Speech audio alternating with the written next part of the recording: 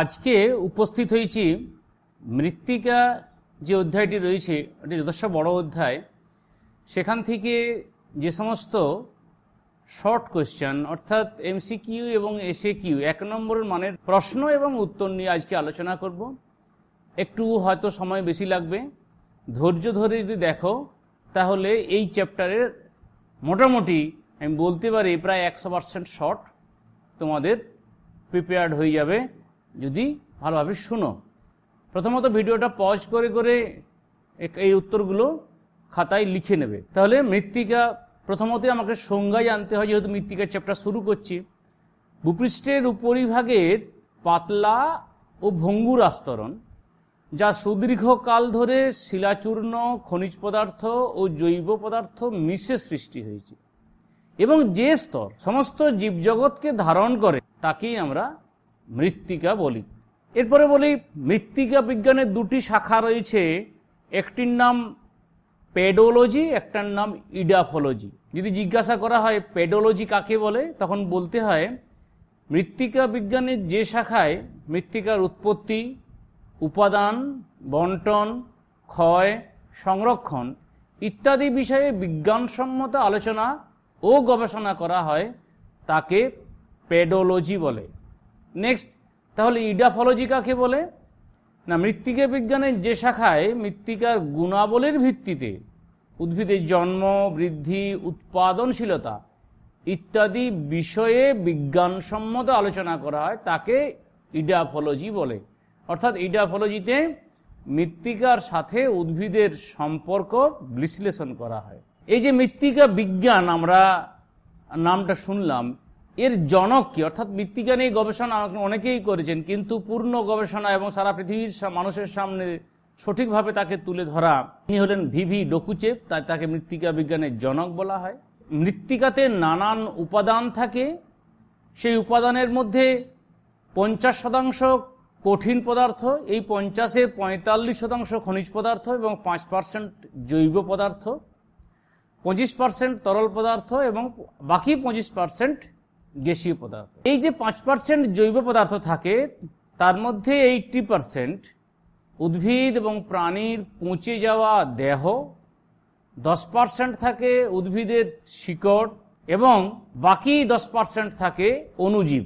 তারপরে চলে আসি মৃত্তিকার যে খনিজ পদার্থের কথা বলছি, এই খনিজকে মূলত দুভাগে ভাগ করা হয়, প্রাথমিক খনিজ এবং গৌণ খনিজ। প্রাথমিক খনিজ কারা না, ফেল্ডস্পার, এমফিবুল, পাইরক্সিন, কোয়ার্টজ, অভ্র, হর্নব্লেন্ড এরা হলো মৃত্তিকার প্রাথমিক খনিজ। মৃত্তিকার গৌণ খনিজ কোনগুলো? মূলত কর্দম খনিজ, যারা মৃত্তিকাতে কাদার পরিমাণ বৃদ্ধি করে তারা হলো কেউলিনাইট, মরিলোনাইট, ইলাইট, ভার্মিকুলাইট, বেইরিলাইট ইত্যাদি। মৃত্তিকা সারা পৃথিবী জুড়ে সমানভাবে হয় না, সবথেকে দ্রুত হয় উষ্ণ এবং আর্দ্র অঞ্চলে, অর্থাৎ যেখানে উষ্ণতা এবং বৃষ্টিপাত উভয়েরই প্রাধান্য রয়েছে সেখানে মৃত্তিকা গঠনের হার দ্রুত। যেখানে কোনো একটা বিশেষ প্রাধান্য রয়েছে, যেমন শুধু উষ্ণ মরু অঞ্চলে, সেখানে মৃত্তিকা গঠনের হার অত্যন্ত ধীর। আবার শীতলতা অঞ্চলে, তুন্দ্রা অঞ্চল, হিমশীতল অঞ্চলে এখানে মৃত্তিকা গঠনের হার সবথেকে ধীর। মৃত্তিকা গঠনের পূর্বে কি পদার্থ তৈরি হয় বা কি পদার্থ থেকে মৃত্তিকা সৃষ্টি হয় তার নাম হলো রেগোলিথ। তাহলে রেগোলিথ কি না, আবহবিকার জাত শিথিল শিলাচূর্ণ ও বিয়োজিত পদার্থ সমূহের আস্তরণ, একে রেগোলিথ বলে। এটি মৃত্তিকা গঠনের প্রাথমিক শর্ত এই কারণেই না, রেগোলিথ ক্রমশ পরিবর্তিত হয়ে মৃত্তিকায় পরিণত হয়। মৃত্তিকা বিজ্ঞানী মেরিল জর্জ এই রেগোলিথ কথাটি প্রথম ব্যবহার করেন। এটা আবহবিকারের অংশ। তাহলে আমরা আবহবিকার থেকে 2-1টা প্রশ্ন দেখে নিই। গ্রানাইট শিলায় স্বল্পমোচন বা গোলাকৃতি আবহবিকার হয়, ব্যাসল্ট শিলায় প্রস্তর চায় বিচ্ছিন্নকরণ আবহবিকার হয়, আর তুহিন খণ্ডীকরণ প্রক্রিয়ায় কোণাকৃতি প্রস্তরখণ্ড যেগুলি উৎপাদিত হয় তাকে বলা হয় স্ক্রি বা টেলাস। এই স্ক্রি এবং টেলাসগুলি যখন পর্বত গাত্রে বা পর্বতের পাদদেশে নেমে এসে বিস্তীর্ণ অঞ্চল জুড়ে জমা হয়, তখন তাকে ফেলসেনমার বা ব্লকস্পেড বা প্রস্তর সমুদ্র অঞ্চল বলে।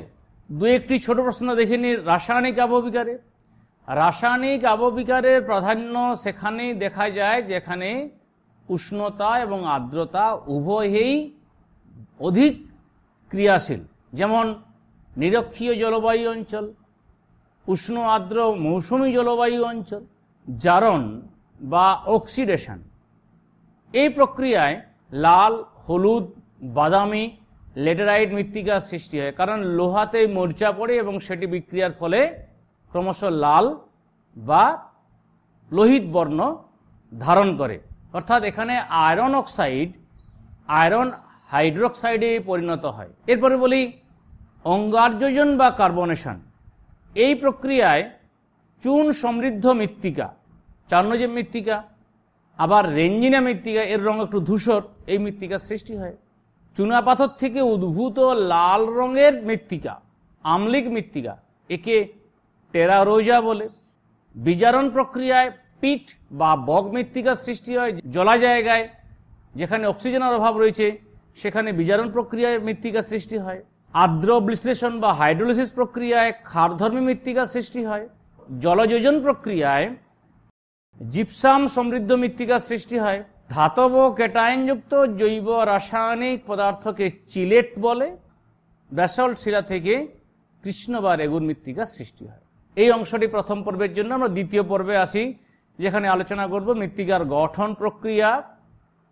গঠন প্রক্রিয়া দুরকম, মৌলিক প্রক্রিয়া, বিশেষ প্রক্রিয়া, মৃত্তিকার পরিলেখ এবং মৃত্তিকার ধর্ম। প্রথমেই গঠন প্রক্রিয়াতে আসি। প্রকৃত ও পরিপূর্ণ মৃত্তিকা সৃষ্টির প্রক্রিয়াকে পেডোজেনেসিস বলে, অর্থাৎ মৃত্তিকা সৃষ্টিকে পেডোজেনেসিস বলে।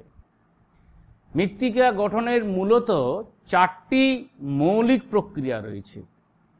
একটি হিউমিফিকেশন বা জৈবকরণ, মিনারেলাইজেশন বা খনিজীকরণ, এলুভিয়েশন বা ক্ষরণ, ইলুভিয়েশন বা সঞ্চায়ন।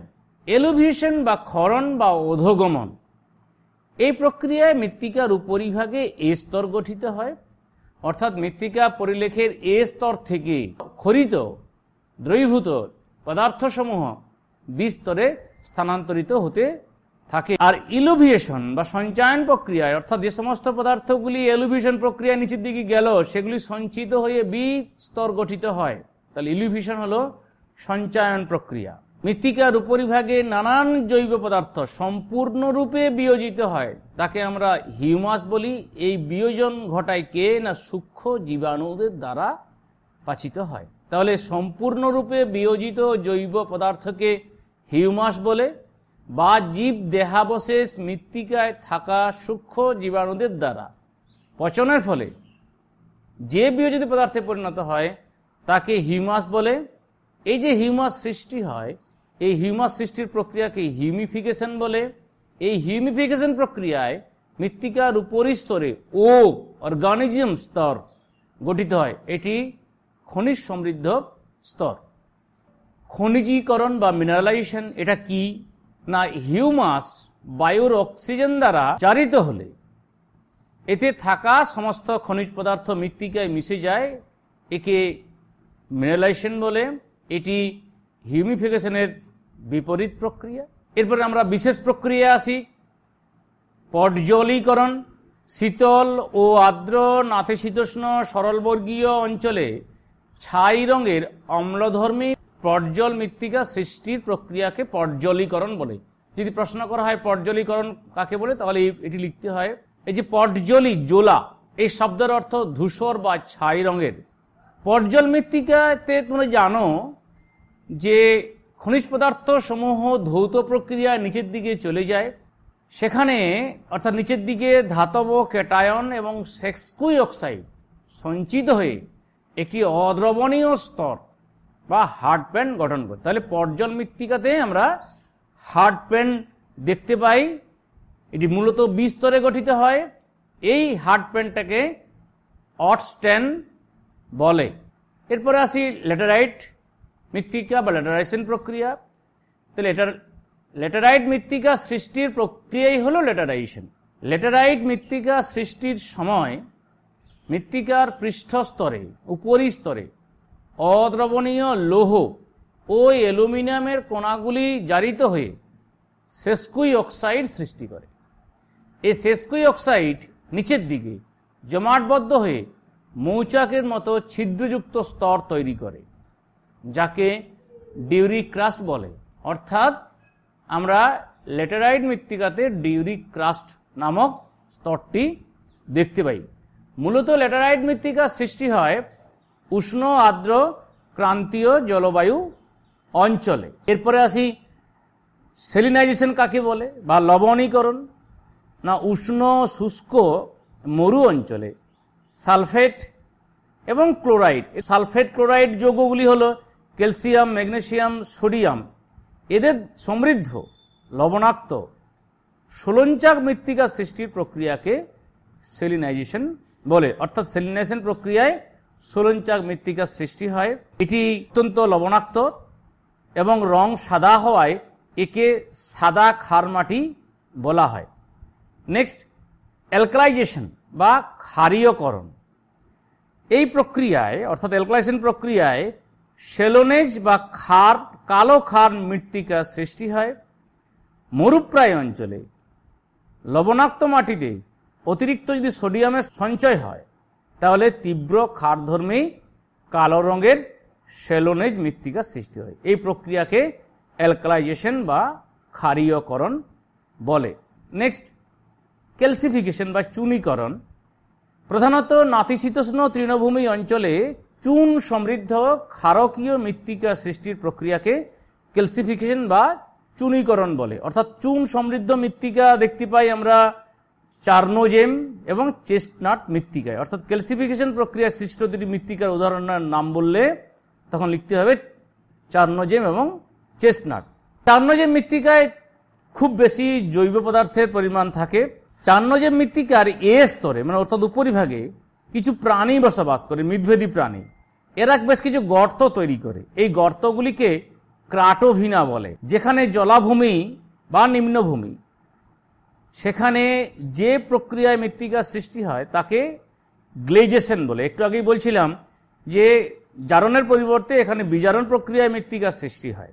এই গ্লেজেশন প্রক্রিয়ায় যে মাটি সৃষ্টি হয় তাকে হাইড্রোমরফিক মৃত্তিকা বলে। এখানে সৃষ্ট মৃত্তিকার নাম হলো গ্লেই মৃত্তিকা।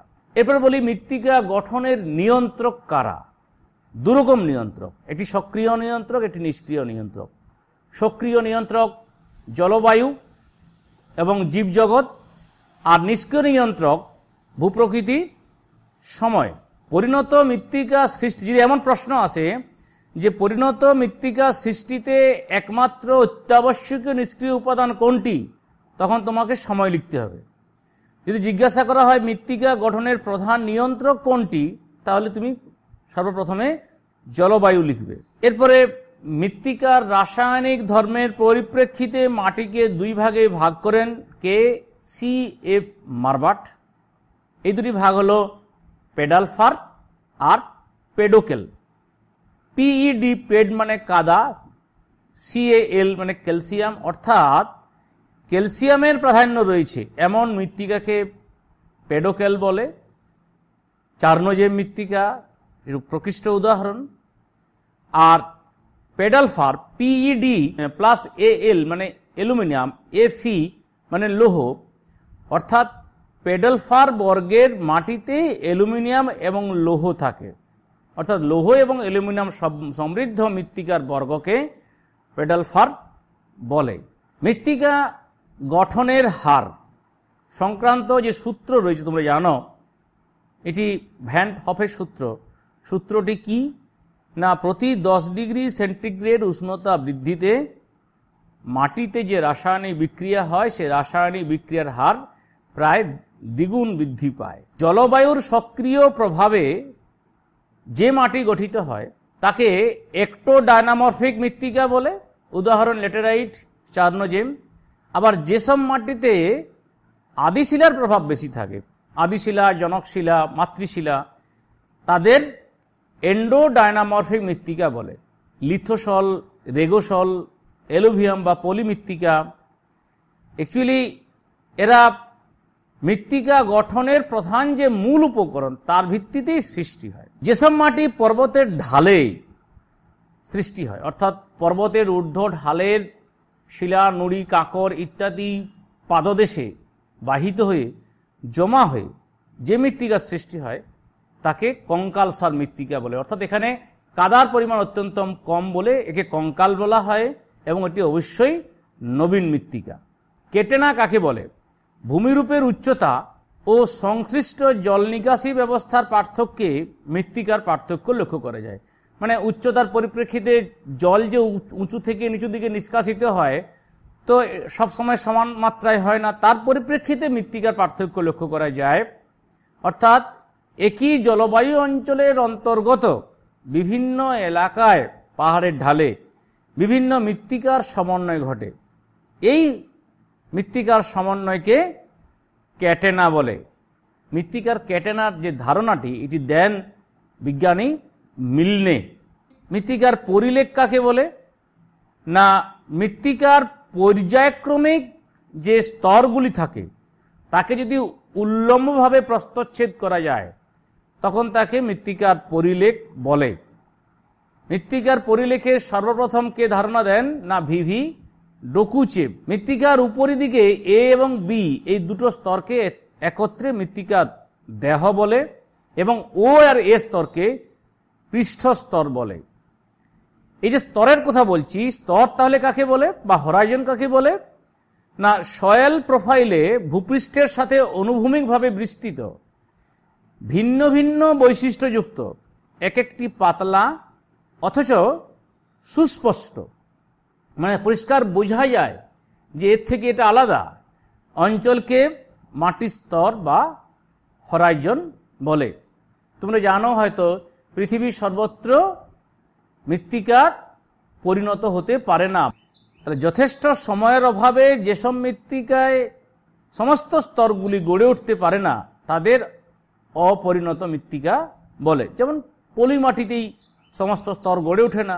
যদি আদি শিলার উপর মৃত্তিকা গড়ে ওঠে, মনে করো গ্রানাইট শিলা, তারপরে মৃত্তিকা গড়ে উঠেছে, তখন সেই মৃত্তিকাকে বলা হয় স্থিতিশীল মৃত্তিকা। কিন্তু যে মৃত্তিকাটি পরিবাহিত হয়, অর্থাৎ নুড়ি, কাকর, বালির জন্ম এক জায়গায় এবং সেগুলি বাহিত হয়ে পর্বতের পাদদেশে বা অন্য কোনো নিচু স্থানে গিয়ে জমা হয়ে যে মৃত্তিকার সৃষ্টি হয় তাকে তখন পরিবাহিত মৃত্তিকা বলে। আমরা যে পরিলেখের কথা বলছি, এই আদর্শ পরিলেখ যদি জিজ্ঞাসা করা হয় কোন মাটিতে দেখতে পাওয়া যায়, তাহলে সর্বপ্রথম আমরা বলতে পারি পর্জল মৃত্তিকাতে। এই যে কাঁচা জৈব পদার্থ জমা হয় কোথায়? মৃত্তিকার উপরিস্তরে। একে বনাঞ্চলে এইচ নামে অভিহিত করা হয়, ক্যাপিটাল এইচ। এটাকেই সরলবর্গীয় অরণ্যে DUFF ডাব নামে এবং পর্ণমোচী অরণ্যে MULL মাল নামে অভিহিত করা হয়। তাহলে মাল কি? না, পর্ণমোচী অরণ্যে আলগা ও মুচমুচে ধরনের ওপরের ও স্তরটিকে মৃত্তিকার ভাষায় মাল বলে। মৃত্তিকার ধর্ম থেকে এবারে কতগুলি প্রশ্ন। মৃত্তিকার প্রধান ভৌত ধর্ম গ্রথন, গঠন, গ্রথনের ইংরেজি টেক্সচার আর গঠনের ইংরেজি স্ট্রাকচার, সছিদ্রতা, ঘনত্ব, জলধারণ ক্ষমতা ইত্যাদি। মৃত্তিকার প্রধান রাসায়নিক ধর্ম হল মাটির বিক্রিয়া, আয়ন বিনিময়, পুষ্টিমৌল ইত্যাদি। তাহলে গ্রথন বা বুনন, টেক্সচার, এটা কি? না, মৃত্তিকা গঠনকারী বিভিন্ন আকৃতির বিভিন্ন ধরনের উপাদান রয়েছে এবং এই উপাদানগুলি সাধারণত 2 মিলিমিটারের কম ব্যাসযুক্ত খনিজ কণার আপেক্ষিক অনুপাতকে মৃত্তিকার গ্রথন বা বুনন বলে। এরপরে বলি মৃত্তিকার পেড কাকে বলে? না, মৃত্তিকার প্রাথমিক কণাগুলি যখন একত্রিত হয়ে গুটির সৃষ্টি হয় বা এক একটি একক গঠন করে তখন সেই এককটিকে পেড বলে। আর একটি পৃথক সত্তা বিশিষ্ট ত্রিমাত্রিক মৃত্তিকা একককে প্যাডন বলে। অনেকগুলি মৃত্তিকার প্যাডন দলবদ্ধভাবে অবস্থান করলে পলিপ্যাডন বলে। এরপরে বলি সছিদ্রতা। মৃত্তিকার সছিদ্রতা কাকে বলে যদি প্রশ্ন পড়ে, না মৃত্তিকা গঠনকারী কণাগুলির পরস্পরের মধ্যে অতি সূক্ষ্ম অসংখ্য ছিদ্র বা রন্ধ্র বা ফাঁকা স্থান থাকে। এই ফাঁকা স্থানগুলির মধ্যে দিয়ে জল, আলো, বায়ু, উত্তাপ চলাচল করে। একে মৃত্তিকা সছিদ্রতা বলে। যদি অন্যভাবে বলা যায়, না মৃত্তিকার একক ঘন আয়তনে উপস্থিত অনুছিদ্র স্থানের শতকরা পরিমাণকে মাটির সছিদ্রতা বলে। স্বাভাবিক অবস্থায় মাটির সছিদ্রতা থাকে 50%। জনক শিলা থেকে যে মৃত্তিকার রং পায় তাকে লিথোক্রমিক মাটি বলে। উদাহরণ কৃষ্ণ মৃত্তিকা, ব্যাসল্ট শিলার রং কালো, সেখান থেকে কালো মৃত্তিকা সৃষ্টি হয়। মাটি গঠন প্রক্রিয়ার মাধ্যমে প্রাপ্ত রঙের মাটিকে পেডোক্রমিক মাটি বলে। উদাহরণ চার্নোজেম। যদি জিজ্ঞাসা করা হয় শারীরবৃত্তীয় শুষ্ক মৃত্তিকা কাকে বলে, তখন লিখতে হবে আর্দ্র মৃত্তিকায় জলে লবণের মাত্রা বেশি হলে উদ্ভিদ তা শোষণ করতে পারে না, তাই তাকে শারীরবৃত্তীয় শুষ্ক মৃত্তিকা বলে। যদি জিজ্ঞাসা করা হয় ভৌত শুষ্ক মৃত্তিকা কি, না বালি প্রধান মৃত্তিকাতে জল নিচের দিকে যদি নেমে যায় তাহলে তখন আর্দ্রতা কমে যায়, একে ভৌত শুষ্ক মৃত্তিকা বলে। উদাহরণ বেলে মাটি। মুমূর্ষ বিন্দু কি, না মৃত্তিকার আর্দ্রতা যে অবস্থায় মৃত্তিকাতে জল সরবরাহ না হলে মৃত্তিকার জীবনী শক্তি আর ফিরে পায় না, অর্থাৎ উদ্ভিদটি মারা যায়, জীবন শক্তি আর উদ্ধার করা যায় না, তখন তাকে মুমূর্ষ বিন্দু বলে। গিলগাই কাকে বলে বা গিলগাই সংজ্ঞা, কৃষ্ণ মৃত্তিকায় কর্দম কণা যখন অধিকভাবে স্থিত হয়ে যায়, অর্থাৎ মাটিটি যখন ফুলে ফেপে যায়, তারপরে ফাটল সৃষ্টি হয়, অর্থাৎ মৃত্তিকার পৃষ্ঠস্তরে বন্ধুর ভূভাগ সৃষ্টি হয়।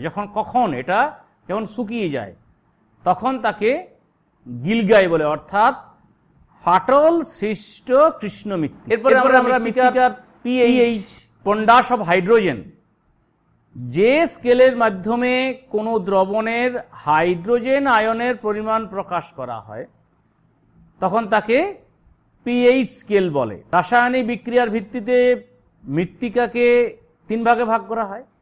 একটিকে আম্লিক, যেখানে পিএইচ এর মান 7-এর কম, ক্ষারীয় যেখানে 7-এর বেশি, প্রশমিত বা নিরপেক্ষ যখন সেখানে 7 হয়।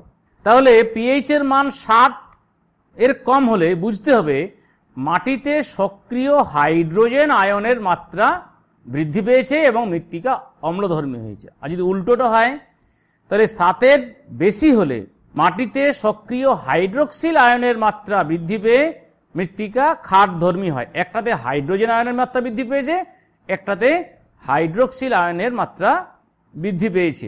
কলয়েড কি, না মৃত্তিকা গঠনকারী অতি সূক্ষ্ম, এর ব্যাস 0.002-এর কম খনিজ এবং জৈব কণাকে কলয়েড বলে। ঋণাত্মক তড়িৎ আধানযুক্ত কলয়েডকে ক্যাটায়ন বলে। উদাহরণ ক্যালসিয়াম, সোডিয়াম, ম্যাগনেসিয়াম। আর ঋণাত্মক তড়িৎ আধানযুক্ত কলয়েডকে অ্যানায়ন বলে। সালফেট, ক্লোরাইড, নাইট্রেট লবণ এর প্রকৃষ্ট উদাহরণ। এরপরে আমরা মৃত্তিকার শেষ পার্টে আসি। সেখানে রয়েছে মৃত্তিকার শ্রেণীবিভাগ, পুষ্টিমৌল, মৃত্তিকার ক্ষয় এবং মৃত্তিকার সংরক্ষণ।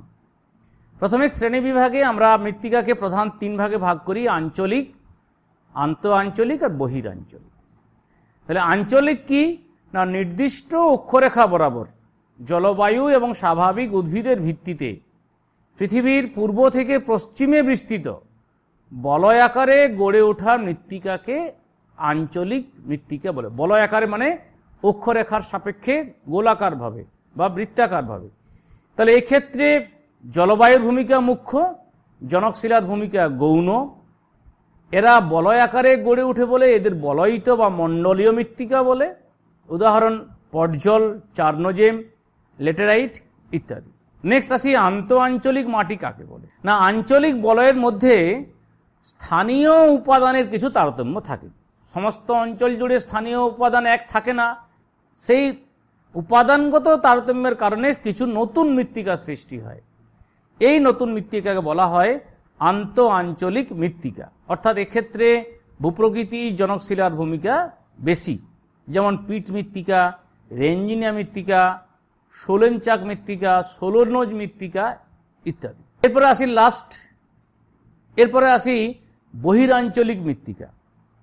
না, প্রাকৃতিক শক্তির দ্বারা ক্ষয়িত এবং বাহিত পদার্থসমূহ দূরে নিচু কোনো স্থানে সঞ্চিত হয়ে যে মৃত্তিকা সৃষ্টি হয় তাকে বহিরাঞ্চলিক মৃত্তিকা বলে। এই মৃত্তিকা অপরিণত এবং এর স্তরায়নগুলি বা হরাইজনগুলি অসম্পূর্ণ থাকে। উদাহরণস্বরূপ আমরা বলতে পারি পলিমাটি, রেগোসল বা শুষ্ক বালিমাটি, লিথোসল বা শিলাময় মাটি, আর লোয়েস। আমরা পুষ্টিয়ে চলে আসি। এরপরে মৃত্তিকাতে যে হিউমাস থাকে, সেই হিউমাস হলো গাছের প্রধান অনুখাদ্যের ভাণ্ডার বা অনুখাদ্য উপাদানের ভাণ্ডার। একটি গাছের সুষম বৃদ্ধির জন্য বা পুষ্টির জন্য মৃত্তিকাতে অতি অবশ্যই 17টি খাদ্য উপাদান থাকা প্রয়োজন, অত্যাবশ্যকীয়। গাছের 6টি প্রধান পুষ্টিমৌল হল nitrogen, phosphorus, potassium, calcium, magnesium, গন্ধক বা সালফার। ইউএসডিএ যে মৃত্তিকা শ্রেণী বিভাগ করেছে তাতে মৃত্তিকার বর্গের সংখ্যা 12। এনপিকে উদ্ভিদের প্রধান বা সংকটি পুষ্টিমৌল বলা হয় এদেরকে। মাটিতে যে বায়ু থাকে, এই বায়ুতে সবথেকে বেশি পরিমাণে থাকে নাইট্রোজেন। মাটিতে যে উর্বরতা থাকে সেটা যদি স্বাভাবিক হয় তাহলে তাকে সহজাত বা অন্তর্জাত উর্বরতা বলে। আর যদি আমরা জলসেচ প্রয়োগ করি, কৃত্রিম সার প্রয়োগ করি, তাহলে তাকে অর্জিত উর্বরতা বলে। এবারে কয়েকটি ক্ষয় থেকে দেখে নিই। চাদর ক্ষয়, অর্থাৎ ভূপৃষ্ঠের উপরিভাগ দিয়ে যে জলের প্রবাহ হয় সমভূমির উপর দিয়ে, বা তাকে সিট ফ্লো বলে। এই সিট ফ্লোর মাধ্যমে মৃত্তিকার শীর্ষস্তর ক্ষয় পায়, একে সিট ইরোজন বা চাদর ক্ষয় বলে। মৃত্তিকা ক্ষয়ের প্রধান কারণ বৃক্ষচ্ছেদন, অনিয়ন্ত্রিত পশুচারণ, ঝুম চাষ বা স্থানান্তর কৃষি, অবৈজ্ঞানিক কৃষিকাজ। যদি প্রশ্ন করা হয় উত্তর পূর্ব ভারতের মৃত্তিকা ক্ষয়ের প্রধান কারণ কি, উত্তর ঝুম চাষ হওয়া স্বাভাবিক। এরপরে মৃত্তিকার বর্গে চলে আসি। আলফিসল ধূসর বর্ণের বা ধূসর বাদামি পর্জল মৃত্তিকা, এন্ডিসল কৃষ্ণ মৃত্তিকা, এরিডিসল সিরোজেম এবং সোলনচাক মৃত্তিকা, এন্টিসল স্তরবিহীন নবীন মাটি যেমন পলি মাটি, জেলিসল অতি শীতল জলবায়ুর মাটি তুন্দ্রা মাটি, হিস্টোসল মানে জলাভূমির মাটি আর কি, বগ মাটি, ইনসেপ্টিসল হিউমিক গ্লেই মাটি যেখানে হিমবাহ থাকে, মলিসল যেখানে ক্যালসিয়াম কার্বনেটের প্রাধান্য থাকে, চেস্টনাট চার্নোজেন, অক্সিসল জারণের প্রভাব বেশি, লেটেরাইট, স্পেডোসল পটজল, ভাটিসল যেখানে কর্দম খনিজের প্রাধান্য বেশি থাকে, কাদামাটি ভারতবর্ষের ক্ষেত্রে কৃষ্ণ মৃত্তিকা। অর্থাৎ ক্লে খনিজ দ্বারা যে মাটি জল পেলে ফুলে ওঠে এবং শুকিয়ে গেলে শক্ত বড় ফাটলের সৃষ্টি হয় তাকে ভাটিসল মৃত্তিকা বলে।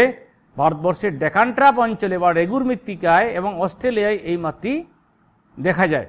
আশা করি সমস্ত শর্ট প্রশ্নের উত্তরগুলি এখান থেকে করে নিতে পারবে। সময় হয়তো একটু বেশি লেগেছে, কিন্তু এই প্রশ্নগুলো যদি স্মরণ করতে পারো তাহলে উচ্চ মাধ্যমিকে কোনো সমস্যা হওয়ার কথা নয়। তাছাড়া গ্র্যাজুয়েশন বা মাস্টার ডিগ্রিতেও এই শর্ট প্রশ্নগুলি অনেকগুলি পরীক্ষাতে আসে। কেমন লাগছে অবশ্যই জানিও। আরও যদি কিছু শর্ট প্রশ্নের জানার ইচ্ছা হয় তাহলে কমেন্ট বক্সে অবশ্যই লিখো, যথাসাধ্য উত্তর দেওয়ার চেষ্টা করব। এতক্ষণ থাকার জন্য ধন্যবাদ।